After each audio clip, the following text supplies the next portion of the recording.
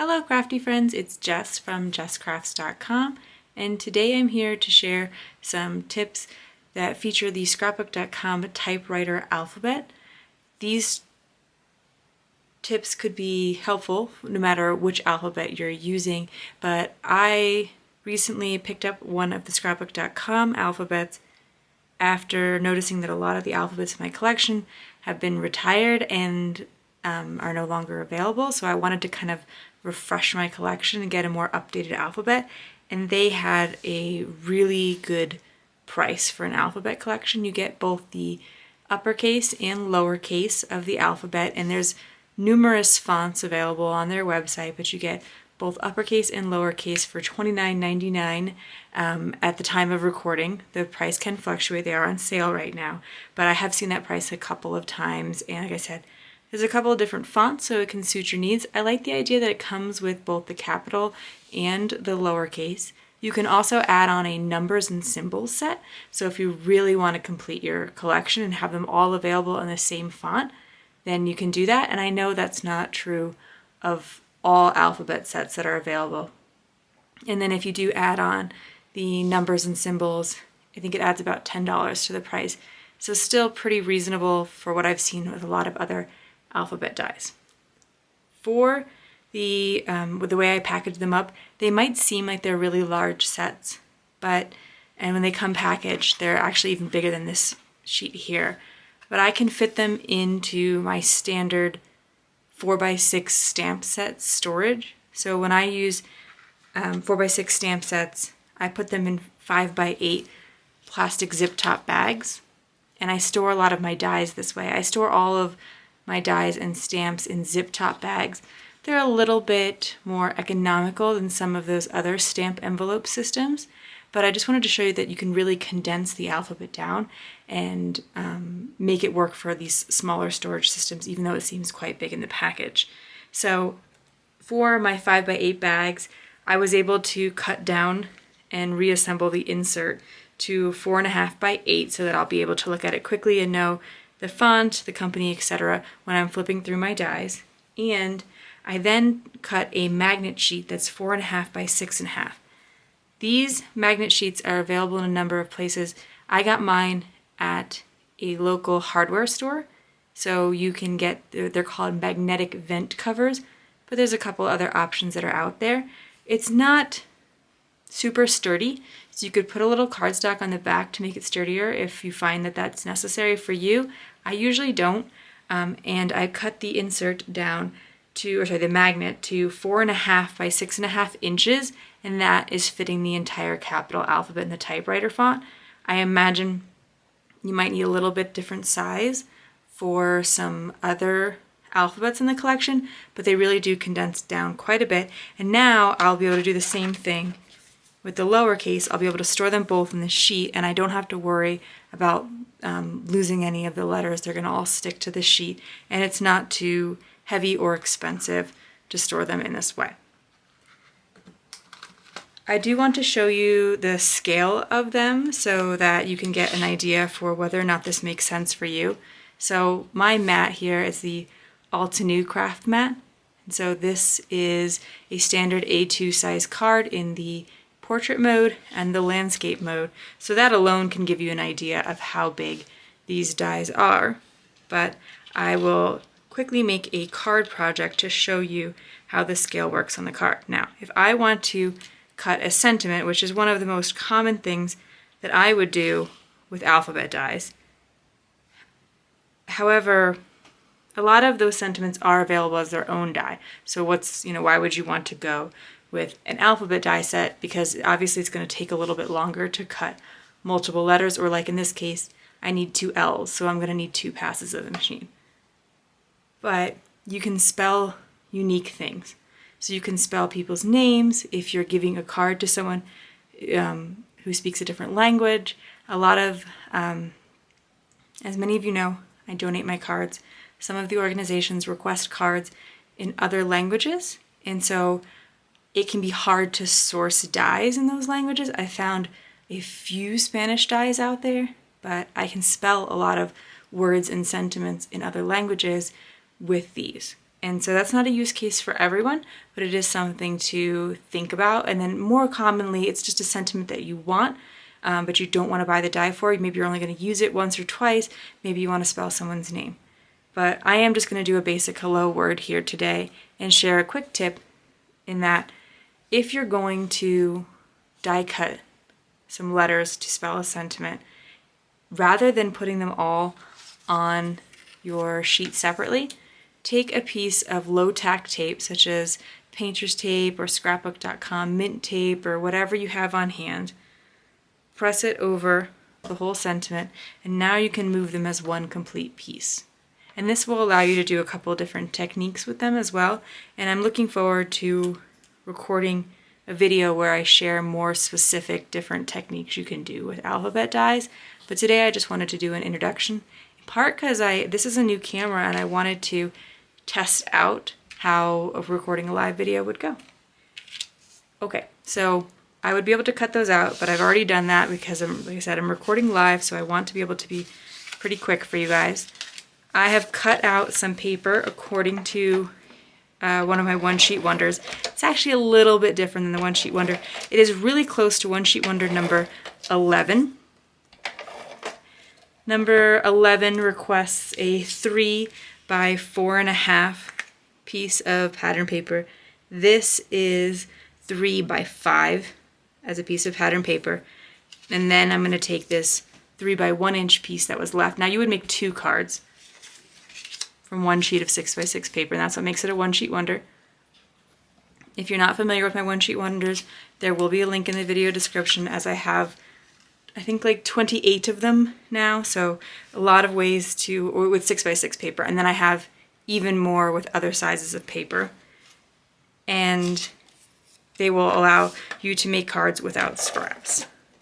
But this alphabet is a really reasonable size for cards. A lot of times I have seen alphabets that I really like because they make a bold impact on the card. However, I'm also doing 1/4 inch mats here. So each of these mats is 1/4 inch bigger than the pattern paper that I'm putting on them. But as you'll see for this sketch, you're going to put this piece of paper beneath the main focal point. And so in order to make that stretch, because it's only 3 wide, I cut it in half, and I just did that with a scissor so that I didn't have to be too precise since it's going to be covered up. But my piece of cardstock is 4 inches wide, so I just kind of have this inch gap in the middle, but it'll look like I have a full long complete piece. So a lot of dies, alphabet dies that I see, they have a nice bold impact on the card, but they're so large you can maybe only fit 3 or 4 letters across a card, especially in the portrait mode. Often you have to go landscape to get even a simple sentiment across the card. And while those super large alphabets can be nice when you do want a really bold sentiment, a lot of times you don't want something so big that it won't actually fit on your cards when you're trying to spell something out, because the whole point is to be able to get someone's name or something across a card. These I find to be big enough that they have a substantial presence, because a lot of times much smaller than these are, and they are really difficult to work with once they're cut out. Like, they bend really easily, they break really easily, they're hard to pull out of the die. I did not have any trouble pulling out any of the letters. I was not worried that they were going to rip. Yet, it still provides a substantial enough presence on the card. One of the things that I want to experiment with now that I have an alphabet set that is more available is whether or not I can cut the outline with my scan and cut. So a lot of word dies, one of the things that I like about them is they allow you to cut like a shadow or an outline around the letter to bring it more presence on the card. And I think you might be able to do something similar with the scan and cut. I'm not sure, and so it's something that I would think would be fun to experiment with, because you can cut out word stamps on a scan and cut. Like, you could stamp out a sentiment and put it in your scan and cut out a white border or whatever color your cardstock is, border around it. And that's a pretty cool look. And I wonder if you could do the same thing with die cuts. So when I'm laying this down, if I were to put this directly onto the paper without these little cardstock scraps that I've glued to it, it's going to sort of like bump over this cardstock here in the middle. And I want it to lay nice and flat. So I'm even going to need one more little scrap of cardstock here at the bottom so that I get a nice flat lay on my cards.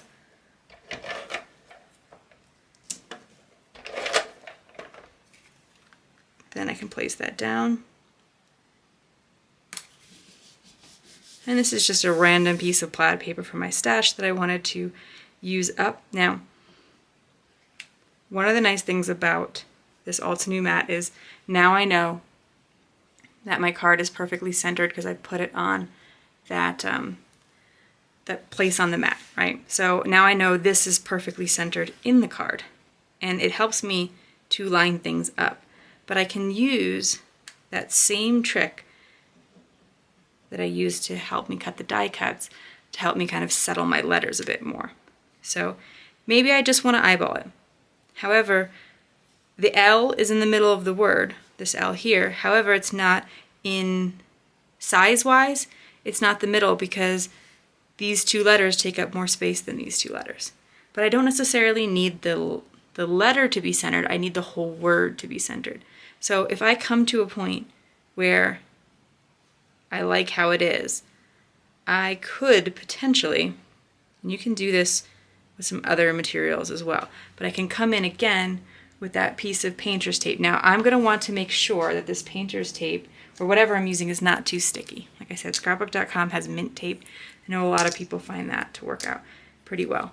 Don't want this to be too sticky, because if it is, it will rip my cardstock letters, which is not what I'm going for here. But if I'm very careful, I might be able to pick them all up. Okay, not super successful, a little bit hard when you can't kind of get right over your project when you're filming. But I could bring it also here to my mat. It's going to be a little bit hard to see because it's black on black, but it would be another way to make sure that they're all even with each other, because I can lay them all on the same line. You could do this with any grid mat you have. You could do it with your Misty, whatever you have on hand. You could do it with a ruler. Place your ruler on your work surface. And that would also make sure that you're putting it down in the right amount of space. If you know your card's only, that piece of pattern paper is only 3 inches wide, so I know I can't go over that. Okay, I think it would be helpful to have a longer piece of tape. I think that was a little bit part of the issue. So in order to take some of the sticky off your tape, if you think it's going to be too sticky and rip your cardstock, is to just get some oils from your hand on it, or to put it on your clothes and pick up a little bit of like lint essentially, so that it is less sticky. All right. Now I can add all of my glue at one time here. Like I said, I would like to do a video sharing a number of techniques that you could do with alphabet dies. So if you have anything you're curious about with alphas, please let me know. I did double these up, by the way. I cut 2 H's, 2 E's, etc., and I glued them together before completing this sentiment. And so now I can make sure it's centered here on my panel right where I want it to go.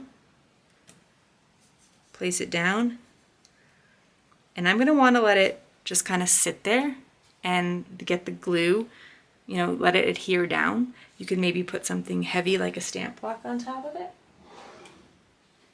before I peel it up, because if I peel it up right away, I'm definitely just going to peel up my letters, which is not the goal. This is to help me to get everything adhered nicely, not ruin my project at the last minute. Right. Hopefully I'm going to be waiting enough time, because again, I am recording this live, so I don't want to waste too much of your time. But I'll be able to peel this back, and I'm going to be very careful. I'm going to hold the letter as I peel so that it doesn't peel them up. Maybe a little less glue. I have a little bit of glue leaking out the edges, but that will dry clear. This is the Barely Art glue, one of my favorites. All right, so that's it. Hopefully that tip for positioning was helpful, or tip for die cutting, etc. I just was really happy with these alphabets. I always feel like I'm taking a gamble when I order an alphabet set because I'm never quite sure how big all the letters are going to be, or if they're going to be too flimsy when you pull them out of the die, are they going to die cut well, etc., etc. And I was just really happy with these, so I wanted to share that, and hopefully I'll have some more ideas for alphabet dies coming up. Thanks so much for watching. If you enjoyed this video, please give it a thumbs up. If you're interested in more crafting tutorials, especially the one-sheet wonders that I mentioned, be sure to subscribe to my channel. I have plenty of videos about that, and I like to work with pattern paper, so if you like to work with pattern paper, you'll definitely want to hit that bell icon to get notified of my next video. And I'll leave you some inspiration here at the end, as well as link to the products mentioned in the video description below. Bye!